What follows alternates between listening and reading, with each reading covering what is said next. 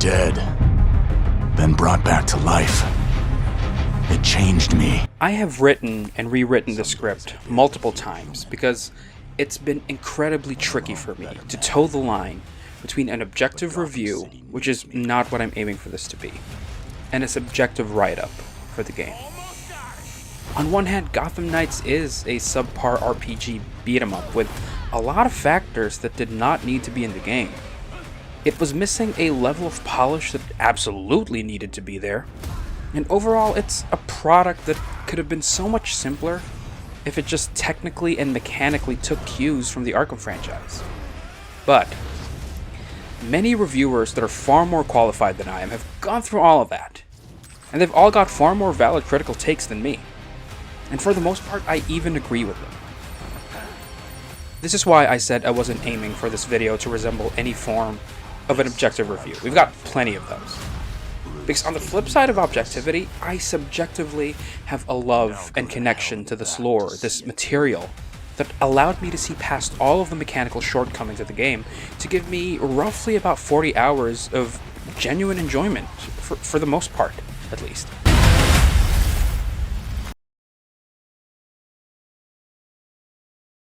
Back, I think. Yeah, so it's been about a year since the last video, which was Resident Evil Village. Last proper video, at least. I believe I made a couple of shorts after that, but yeah. And, you know, like, I didn't even get through the rest of Village. I skipped the DLC that came out last month, but if you want to see that, let me know. I'll get the DLC, so I can get the DLC and make the video for you. Also, you know, I have better hardware now than I did last time when I made the Village video, so the resolution, the fidelity should all be better. At least, I hope. Still not the best. You know, like, PC parts are expensive, so do the whole, you know, thing. Like, share, subscribe, comment below, and whatever. Just all the YouTube things so YouTube can start giving me money.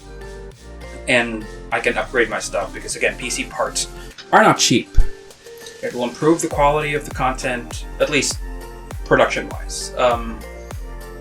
In terms of the actual content quality, it will still be me rambling, which is, I guess, if people enjoy that, then sure. But let's get into it. Let's talk about Gotham Knights, a game that I waited 12 years for. And you're probably thinking, Mox, it was only announced in 2020. How can you have been waiting 12 years for it? The answer is because Batman Under the Red Hood came out on July 27th, 2010. And from the very first time I watched it, I have been aching. I have been craving for an opportunity to play as Jason Todd in a game with a full narrative. Admittedly, in the time since, there have been many opportunities. I've had a couple of opportunities to play video games as Jason Todd with the Arkham Knight and Injustice 2 DLCs. But Arkham Knight, the Red Hood story DLC for it, was about 30 minutes long with the story, with the cutscenes, as brief as they were. And Injustice 2, it didn't really feature a narrative other than the end of Jason's Tower mode, it's a whole lot of nothing. But as of the making of this video, I have about 40 hours into Gotham Knights. And not once did I switch characters. It was Red Hood from hour 1 to hour 40 to the end game.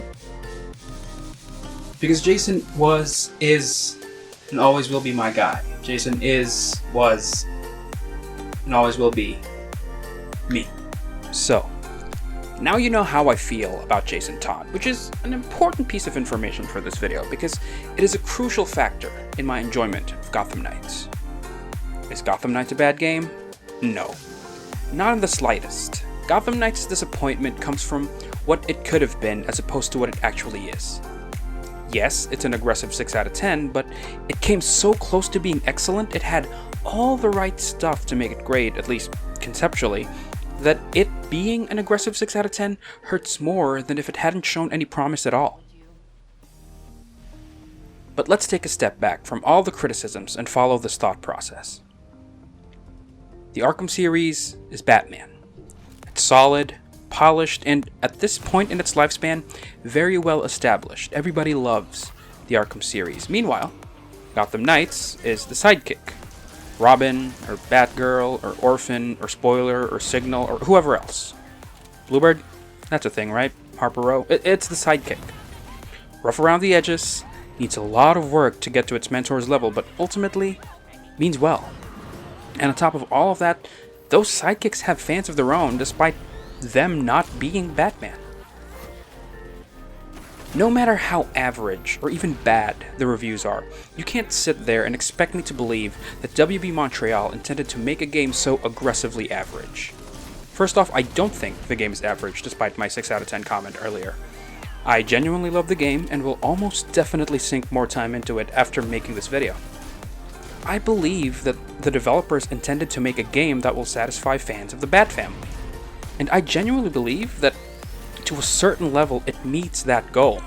Sure, the gameplay isn't super polished, but the story hits well enough for people who care enough about Bruce and his dysfunctional family, with narrative and character moments that sometimes just absolutely floored me with how much I felt it.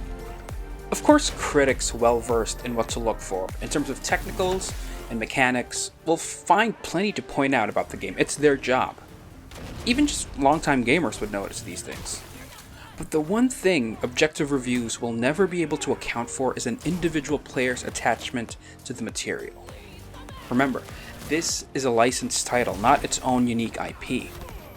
So not everyone playing this game wants 4K 120 FPS running an RTX 4090 on a Ryzen 9 and only cares about the tech specs. Hell, I played at 4K locked at 30 FPS because it's the best that my machine could run it.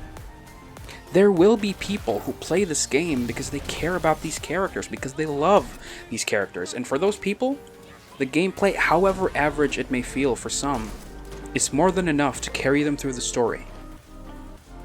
Like I said, this isn't a review of Gotham Knights, but rather a video to make the case for it.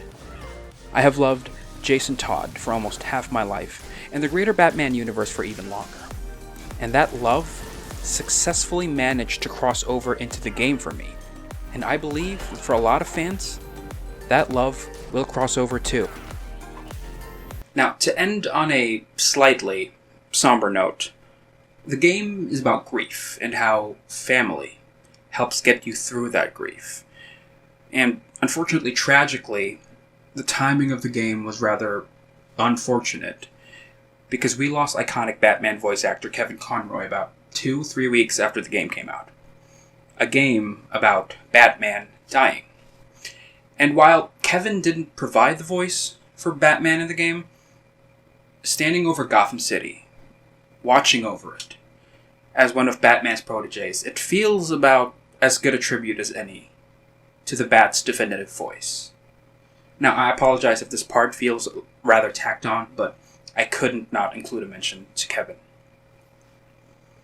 Gotham Knights will hold a place in my heart for many reasons, good and bad. But I'm here to say that if you love these characters, you love this world, to at least give the game a shot. It's not perfect, of course, not by any stretch. But there's enough in it for a fan, for any fan, of the Batfamily to sink into and at least get a couple of hours of enjoyment. And even more if you're like me, clearly a nutcase who believes he's Jason Todd. But anyway, that is the video, and if you enjoyed it, you know the thing. Like, share, subscribe, comment below on what you think of Gotham Knights. How many hours do you have in it? Who was your main? Let me know all of that. I'm hopefully back for a good stretch. For now, I'll try to put out videos weekly. So click the notification bell to be notified when I upload new videos. Next week is probably going to be about Gungrave Gore, another thing that I waited way too long for. So look out for that. I can't believe I'm saying this for the first time in about a year. This is MajorasMox, reminding you to be excellent to each other, and I will see you next time.